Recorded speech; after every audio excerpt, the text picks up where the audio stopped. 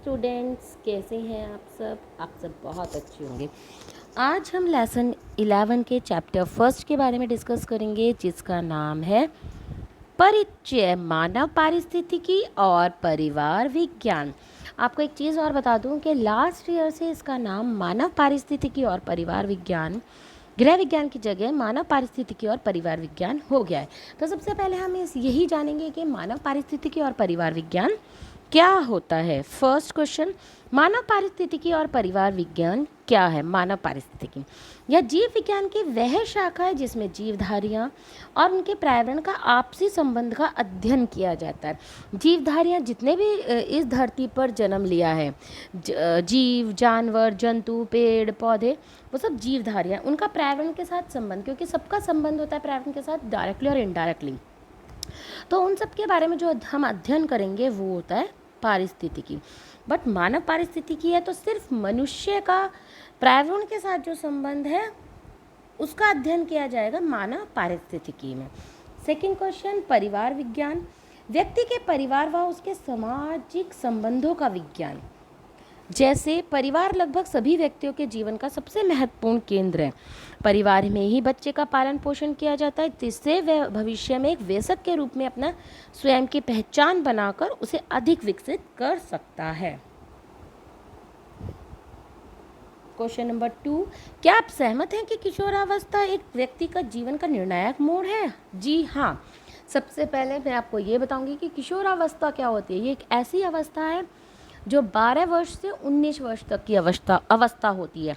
आप एक किशोरावस्था में हैं और इस अवस्था को हम तनाव और तूफान की अवस्था भी कहते हैं, क्योंकि इसमें आपके ऊपर इतना सारा प्रेशर होता है। तीव्र गति से शारीरिक और लैंगिक परिवर्तन होता है, आपके मुहासे आ जाते हैं, आपका साइज़ बदल जाता है, शरीर का बहुत सारे चेंजेस आते हैं, दाढ़ी आने लगती है, आवाज़ भारी होने लगती है, स्तनों का आकार बढ़ जाता है। तो आप उस चीज़ से ही हैबिचुअल नहीं हो पाते कि आपके पास करियर बनाने की प्रेशर भी होता है। तो इसलिए ये अवस्था बहुत इम्पॉर्टेंट होती है सभी व्यक्ति के जीवन में, और ये एक निर्णायक मोड़ भी है, क्योंकि इस अवस्था में जो अपने कैरियर के बारे में सोच लिया वो आपके आगे तक विकसित होती है। चलो उत्तर देखते हैं। हाँ, हम इस कथन से सहमत हैं, क्योंकि किशोर जिस परिवेश में बड़े होते हैं वह उनकी भावी जीवन की दिशा एवं रूपरेखा को काफ़ी हद तक प्रभावित करता है। क्योंकि ये अवस्था एक ऐसी अवस्था है कि यहाँ पर आपका कैरियर बनता है। तो वो जिस परिवेश में बड़े हो रहे हैं तो वहीं से उनके कैरियर की शुरुआत हो जाती है और वो उनके भावी जीवन को काफ़ी हद तक वहीं से प्रभावित करते हैं। दूसरा, किशोरावस्था ऐसी अवस्था है जिसमें किशोर पूरी तरह से परिपक्व नहीं होते, जिसके कारण वह किसी भी स्थिति से जल्दी प्रभावित हो जाता है। वो पूरी तरीके से परिपक्व नहीं होते। जैसे अगर आपके एक पिंपल आ गया तो आप सोचोगे हाँ मैं शारीरिक रूप से सुंदर नहीं दिख रही, वो लड़की तो मेरे से ज़्यादा सुंदर दिख रही है, तो आपका ध्यान सिर्फ उस पिंपल पे होगा, प्रभावित हो जाओगे, आप पढ़ाई पे ध्यान नहीं दे पाओगे। जैसे आप मोटे हो गए तो आप खाना छोड़ दोगे, है ना। तो इससे क्या होता है कि आप बहुत जल्दी प्रभावित हो जाते हो, आपको ये समझ नहीं आता कि मैं क्या करूं। ठीक है। क्वेश्चन 3, भारत में गृह विज्ञान शिक्षा का विकास कैसे हुआ। सबसे पहले क्या था कि गृह विज्ञान जो है अलग अलग सब जो इसकी उपशाखाएं वो अलग अलग पढ़ते थे हम, जैसे फूड एंड न्यूट्रिशन और वस्त्र एवं परिधान। लेकिन फिर 1932 में क्या किया गया, इन सभी इसके जितने भी सब विषय को उन सबको एक साथ मिलाकर गृह विज्ञान की शुरुआत की गई, मतलब सम्मिलित कर गृह विज्ञान की शुरुआत की। और पहले ना विश्वविद्यालय नहीं थे गृह विज्ञान पढ़ने के लिए 12th के बाद, और लड़कियां ज़्यादा घर से बाहर भी नहीं निकलती थी। लेकिन जब 1932 में गृह विज्ञान की शुरुआत हुई सारे इस विषय को सम्मिलित करके, तो दिल्ली में लेडी 2 कॉलेजेस खोले गए। 2 कॉलेजेस हैं अभी भी पढ़ने के लिए, लेडी इरविन कॉलेज और इंस्टीट्यूट ऑफ होम इकोनॉमिक्स। लेकिन 1932 में लेडी इरविन कॉलेज की स्थापना की गई, जिस कॉलेज का नाम भारत के वायसराय की पत्नी इरविन के नाम पर रखा गया था। क्वेश्चन 4, गृह विज्ञान का अर्थ तथा इसके विभिन्न क्षेत्र कौन से हैं।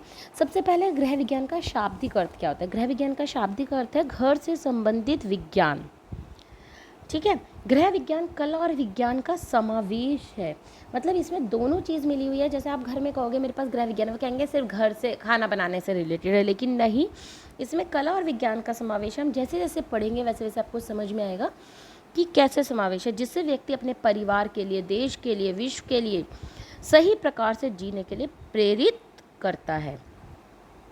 इसकी मुख्य 5 विशेषताएं: आहार एवं पोषण, मानव विकास, संसाधन व्यवस्था, वस्त्र एवं परिधान, संचार एवं विस्तार।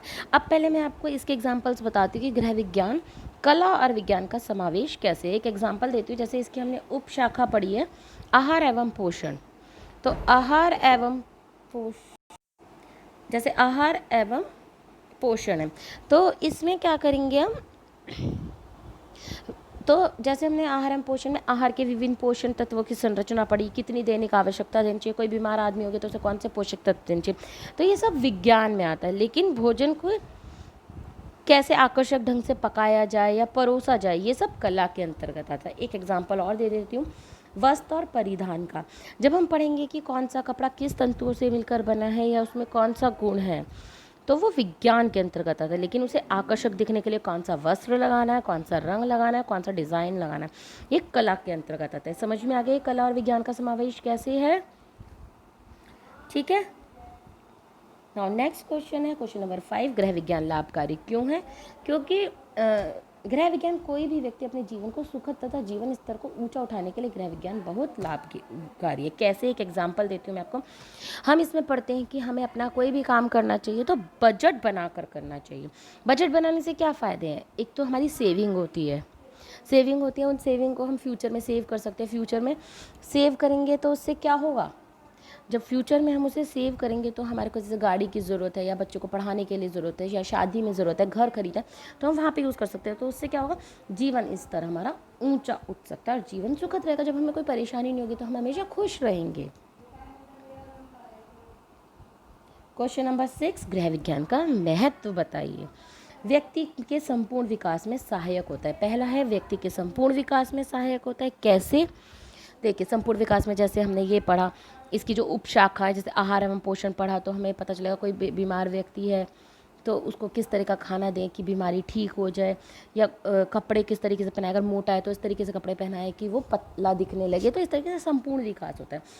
स्वास्थ्य एवं रोग मुक्त रहने में सहायक होता है। अभी मैंने आपको आहार एवं पोषण का एग्जाम्पल दिया ही है। साधनों का उचित उपयोग करना। साधनों का उचित उपयोग में जैसे हम किचन में यूज़ करते हैं लेबर सेविंग डिवाइसेस, जैसे मिक्सी यूज़ कर ली, कि क्या है कि अगर हमें टमाटर की प्यूरी बनानी है तो हम जल्दी से मिक्सी में उसे पीस लेते हैं, या कपड़े धोने हैं तो हम मशीन यूज़ कर लेंगे, जिससे हमारा टाइम की भी बचत होती है और समय की भी बचत होती है और पैसों की भी बचत होती है। तो ये साधनों का उचित उपयोग है। पोषण संबंधी ज्ञान मैंने अभी आपको बताया। पोषण संबंधी में भी कोई छोटा बच्चा है तो उसे ग्रोइंग करने के लिए प्रोटीन की मात्रा ज़्यादा देनी चाहिए, कितनी मात्रा देनी चाहिए, सब पढ़ते हैं। अच्छे अभिभावक बनने में सहायक करता है, क्योंकि जब हम समझ जाएंगे कि बच्चों को क्या परेशानी है, किशोरावस्था में किस तरीके की प्रॉब्लम आती है, क्या है, तो हम अभिभावक भी अच्छे बन सकते हैं। धन व्यवस्था का ज्ञान होना, ये मैंने भी ऊपर आपको समझाया कि एग्जाम्पल। उपभोक्ता अधिकारी का ज्ञान, जब हम इसमें ये भी पढ़ेंगे कि हमें कोई भी चीज़ खरीदने से पहले लेबल को चेक करना चाहिए। लेबल में date of expiry, date of manufacturing, कितना अमाउंट है, तो कोई भी हमें लूट नहीं सकता। तो उपभोक्ता अधिकारी का भी ज्ञान हो जाएगा। वस्त्रों की सिलाई एवं उनका उचित रख रखाव संबंधी ज्ञान, ये भी हम सब चीज़ पढ़ते हैं। और प्राथमिक चिकित्सा ज्ञान भी होता है। तो ये सब चीज़ पढ़ने के बाद हमारा संपूर्ण विकास में सहायक रहेगा और हमेशा हमारा जीवन सुखद रहेगा। क्वेश्चन 7, गृह विज्ञान का उद्देश्य बताइए। उद्देश्य भी बिल्कुल सेम महत्व की तरह ही है। वृद्धि और विकास संबंधी ज्ञान अर्जित हो जाता है। सतर्क और जागरूक उपभोक्ता भी मैंने ऊपर एग्जाम्पल दिया था आपको। नेक्स्ट क्वेश्चन है, गृह विज्ञान लड़कों व लड़कियों दोनों के लिए क्यों आवश्यक है? क्योंकि क्या है, पहले हम कहते थे सिर्फ ये महिलाओं के लिए, लेकिन आजकल दोनों ही घर से बाहर जाती है, महिलाएं भी घर से बाहर जाती है काम करने के लिए। तो दोनों को घर और परिवार की जिम्मेदारियां समान रूप से निभानी पड़ती है। इसलिए जीवन को सुखमय बनाने के लिए दोनों को उपलब्ध साधनों का उपयोग करना आना चाहिए, जिससे कि उनका जीवन सुखमय हो सके।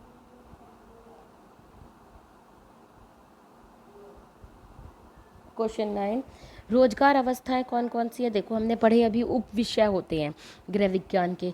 जैसे हमने पढ़ा फूड एंड न्यूट्रिशन, तो फूड एंड न्यूट्रिशन का मतलब आहार एवं पोषण का जब हम पढ़ेंगे तो हम क्या कर सकते हैं, अस्पताल में, जिम में, क्लब में डाइटिशियन बन सकते हैं, मतलब आहार विशेषज्ञ बन सकते हैं। जो हम कोई बीमार हो गए तो हम बताएंगे उसे ये खाना दो, ये खाना दो, ये वाला खाना मत दो।